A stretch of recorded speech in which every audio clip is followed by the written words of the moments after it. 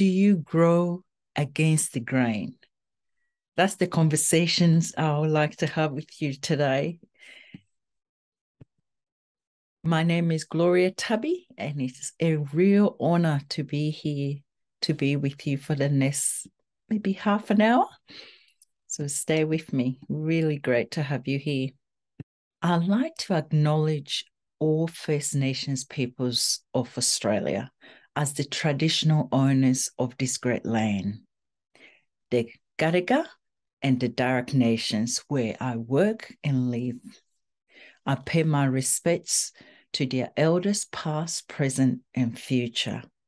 And especially this week, I like to give my respect to Uncle Jack Charles, who passed away this week, to his families.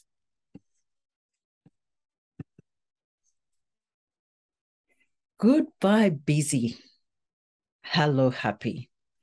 It's written with other 24 amazing Australian women in business. And I'm very pleased to say I'm one of those with the Women Changing the World Press. Grow Against the Grain is my page, my chapter in the book. So it's all amazing. If you haven't got your copy, please do. And on page 115 is where you'll find my little chapter, Grow Against the Grain. So a little bit about me. I call myself a master juggler because I'm a mum of 4, ranging from ages 30 to 16. And I was born and raised in Ghana, West Africa, but I have lived in Australia longer than I have lived in Ghana. I am passionate about what I do. I work as a workplace inclusion specialist, and I support businesses to cultivate a workplace that's inclusive of all people, irregardless of their skin color, their age, or abilities. And I'm in love with my husband, who has my back and support what I do. Without him, I won't be here today. So thank you, Craig.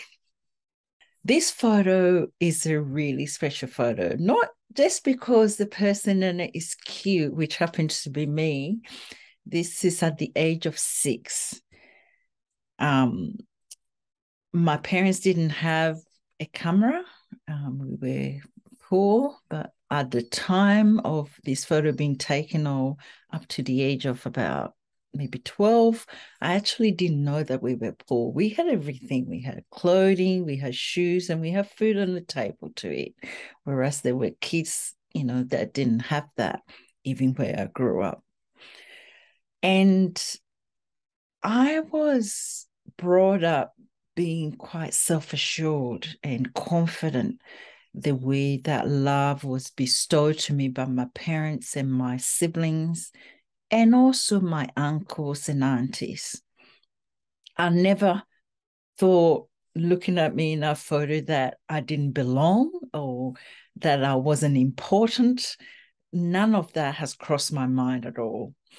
But it changed as I got older and I understood the world in which we live in.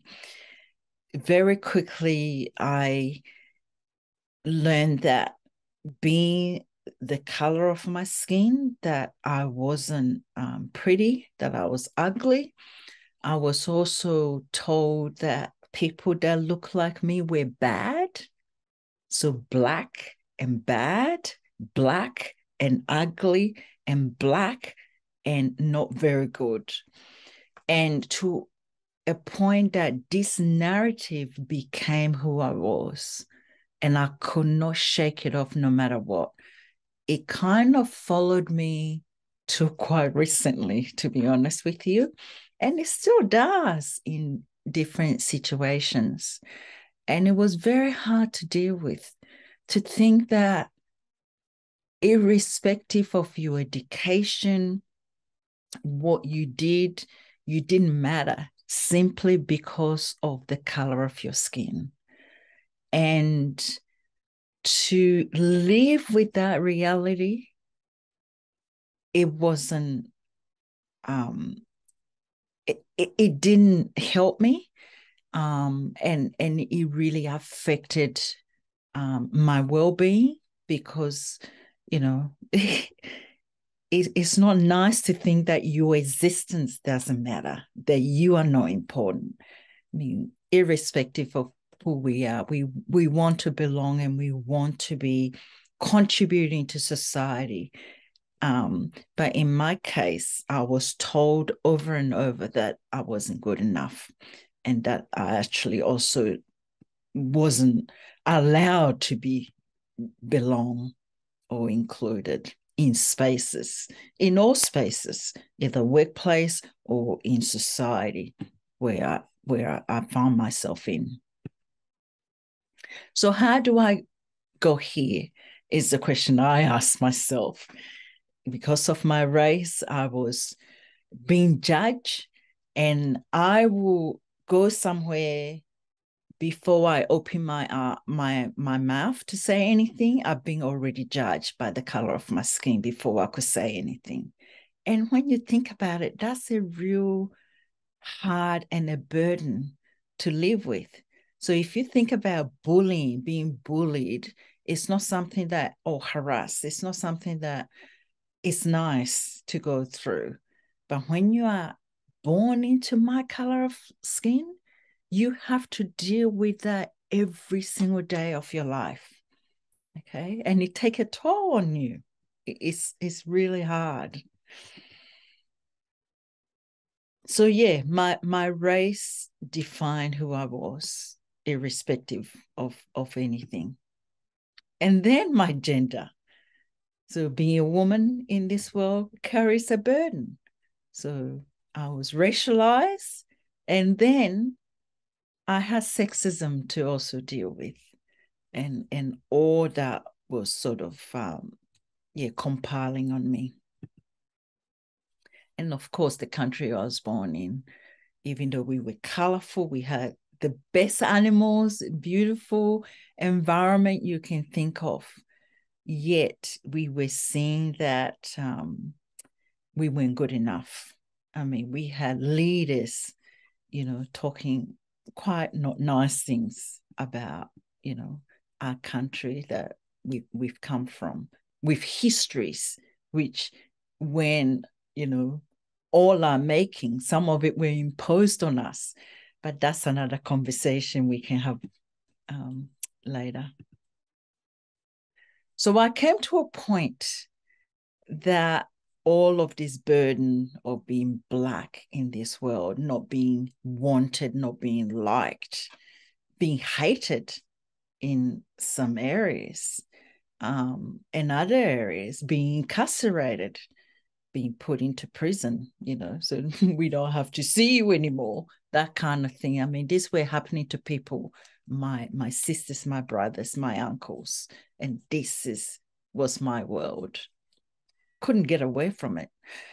Anyway, I came across this quote by Angela Davis. And if you don't know her, please find who she is. She's great feminist.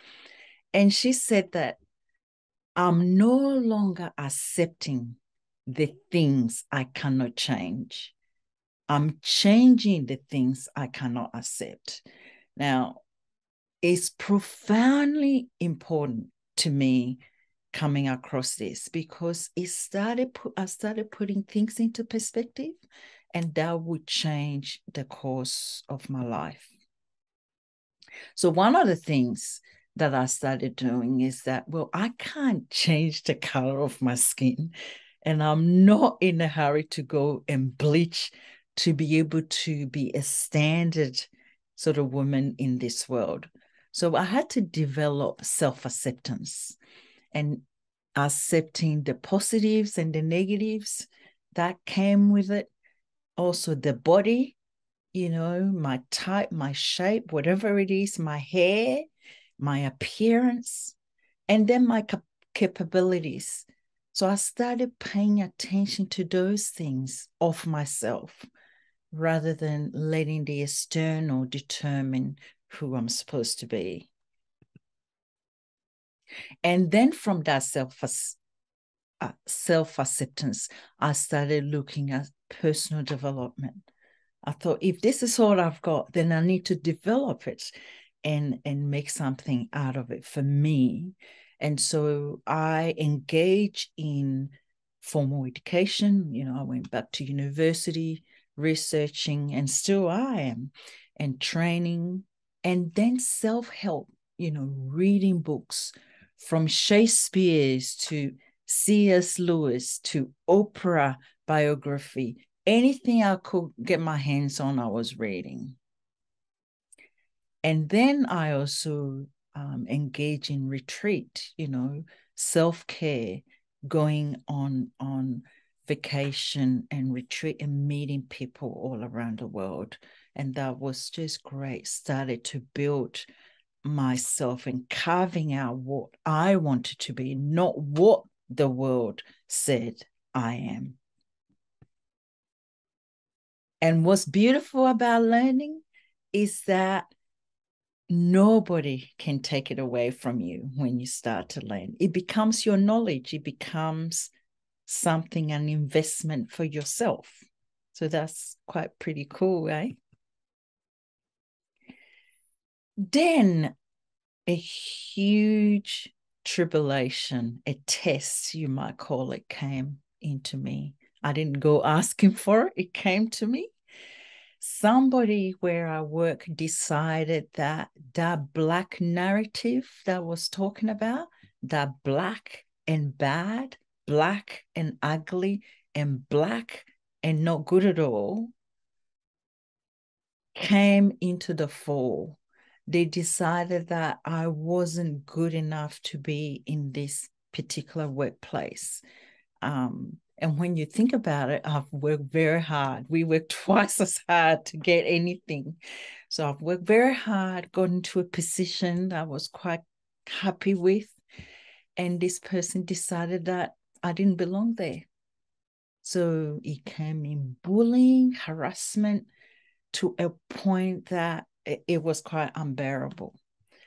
But instead of just walking away, I used all the skills and all the self-development I've been telling you about before and stood up to them and diaryized everything that they were doing to a point that I was able to stand up to them and defend myself quite successfully.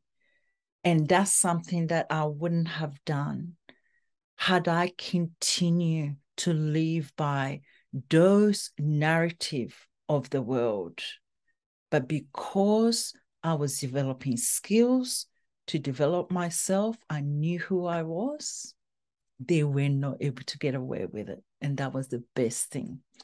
I was then decided that I will walk away and not have that to continue to impact my life. And that was the best thing I did. And so through that pain of walking away, something that I love, that I've worked hard for, I worked so hard to get there, I had to leave. But all wasn't to be wasted. And I used that pain to actually establish a business, which now serves tens and hundreds of businesses, not just in Australia, but across the world. I also get assignment to talk all around the world in universities.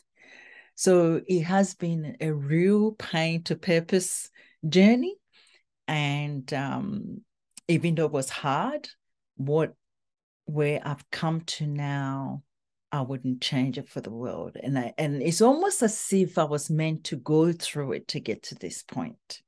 And so I started Master of Research, which I was saying before, postgraduate degree to really learn about the specificities of what exclusion is in the workplace, having experienced it myself, the lived experience, and then researching to then together I was able to establish everyday inclusion, which now support all businesses around the world. I then went on to write my first book, Inclusive Teams and Workplaces, Everyone Wins. And together with my business model, I can help businesses to cultivate true inclusion so that all their staff feel seen, heard, and a sense of belonging. Belonging, which is, a human need for all of us.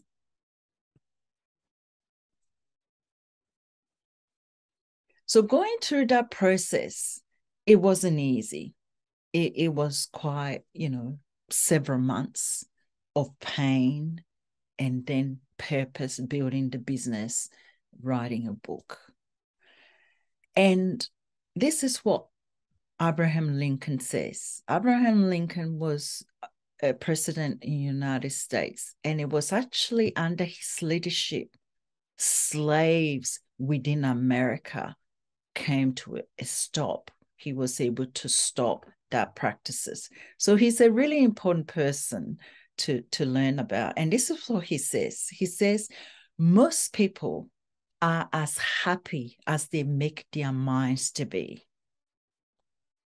Can we please pause and just read that again? Most people are as happy as they make their minds up to be. For me, this was like a golden ticket because for so long, I've lived my life listening to what the world told me that I am. As a Black woman, I didn't belong, that I wasn't good enough. And then you read something like this, that my happiness not based on what people thought of me, that I can actually create my own happiness, irrespective of what the world said. And to me, that was a huge transformation. It took me a long time to get here, but man, it was the best thing to read. So Goodbye Busy, Hello Happy is a real journey for me. And I hope it can be a journey for you no matter where you are in life. You can choose happiness. Trust me, you can. And I'll show you some of the practices that have helped me over the years. So I'm going to share the 7 happiness practices that I use every single day of my life. Okay. Maybe not all of them at once, but at least one of them every single day. Okay. So let's go to the first one. Wake up happy. Now, you might think, okay, well, you can't just wake up and start dancing, but it's also actually how you prepare to go to bed. Okay. So making a routine of perhaps turning all the light at a certain time, all the lights going down, having your phones turned off, a notification at a certain time, deciding to have a beautiful bath or shower, whatever you do at night, listening to a soft music, whatever you do, preparing so that it's like a ritual that you just get yourself into so that it gives you the good night's sleep. And I'll tell you what, if you have a good night's sleep, chances are you will wake up feeling much better. But also waking up and having a routine when you wake up. For me, I do yoga most mornings. And through that yoga, you can also do meditation or some sort of realization before you start your day. And I often will do that before the kids get up. So it's my time to really prepare myself before I start the day. So wake up happy. Number 2 is to count your blessings. So like I said to you, I've had a lot of negativity, not through my family. My family are beautiful, but often from outside. God has blessed me with beautiful family, but often it's from outside and it can creep into my life. So I need to be really present and conscious about looking at the positives in my life. And you might call it gratitude. So in my first waking up happy, you might decide to look at 3 things that you're grateful for, irrespective of what's going to turn out in the day, and list them down and really visualize them and speak onto them. So I'll say things like, I love my husband, or I'm in love with my husband. I love my children. I'm really excited to see a client that I've got for the day, or I'm really happy for my body being able to take me on a trail run that morning. So whatever it is, speak into that. Number 3, carry smile.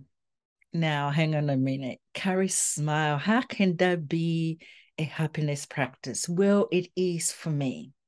For so long, carrying a smile for Black women has actually been subjugated. And so people have called me the smiley lady as a way of put down and demeaning.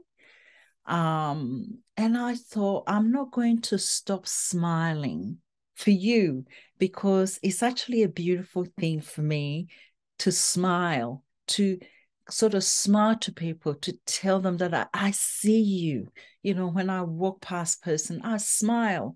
And it's a beautiful thing. And often you'll get a smile back, which is a lovely thing to experience in your body, smiling. So yeah, I think that it's a practice that if you feel like doing, it's very easy to try to do that, and you'll find a lot of benefit into that. In fact, research tells us that smiling in our hearts actually releases some kind of chemical in our brain, which is quite good for us for feeling happy. So it's not a bad thing. Okay. Number 4 is to treat others well. This is a really problematic for a lot of Black people, because the world doesn't see us the same way. So it's also like a golden rule. I think it's in the Bible. Do unto others as you will have them do to you. But the problem with us is that we can treat other people well, but other people don't treat us well back. And it can be quite a hard thing to get our head around it. But a few years ago, I made a conscious decision that I would treat people well that I come in contact with, irrespective of them treating me well back. And that's something that you have to come into terms with yourself, whatever it is. It might be a different thing for you. It could be forgiveness or something like that. Whatever is appropriate for your life. For me, it's about treating people well. The opposite of what people treat me, and seeing what happens when I do that. And that to me has been magical. And so I will keep doing that. Number 5 is paying to purpose. So I have shared a little bit about that. So having to give up a job that I love, that I work hard for all my life to come into that position, that was one of the most hardest thing for me to do. But And it nearly tipped me over the edge, to be honest.